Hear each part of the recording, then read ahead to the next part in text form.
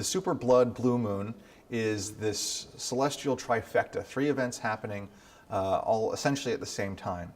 The lunar eclipse that'll be occurring in the morning of January 31st will be the beautiful conjunction of the Earth, Moon, and Sun when the moon passes into the Earth's shadow and turning that beautiful red color.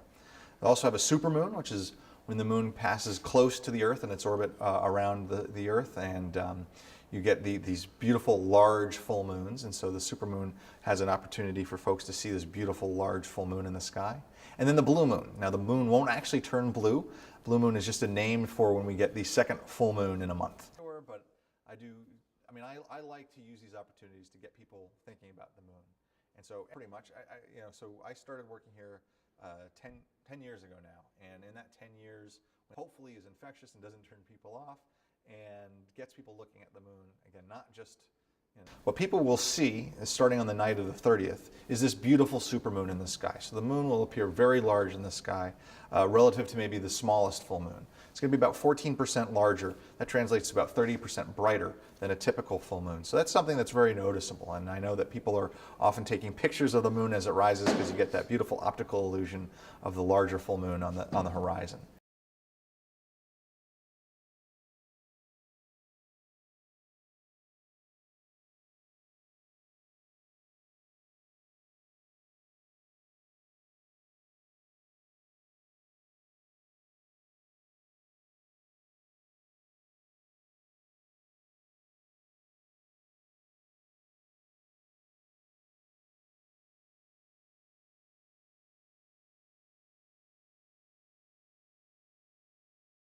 For the moon, it's not only going to be changing color, but it's also going to be changing temperature. It's going from the oven of being in direct sunlight into the Earth's shadow, which is like going into the freezer. And so that dramatic temperature change can be measured by instruments either on the Earth or an orbiting spacecraft.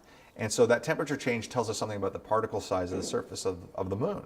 Because there's no atmosphere, it cools very quickly, and so that temperature change is pretty dramatic and, again, reflects what's on the surface.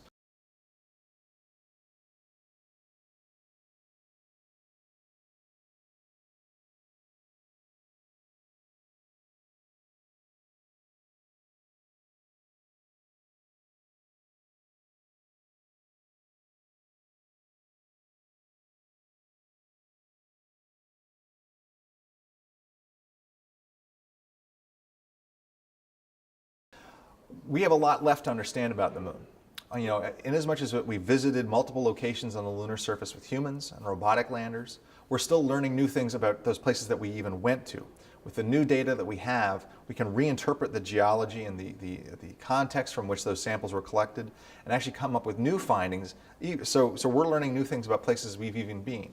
Never imagining that also the places that we haven't been yet are undergoing a revolution in thinking.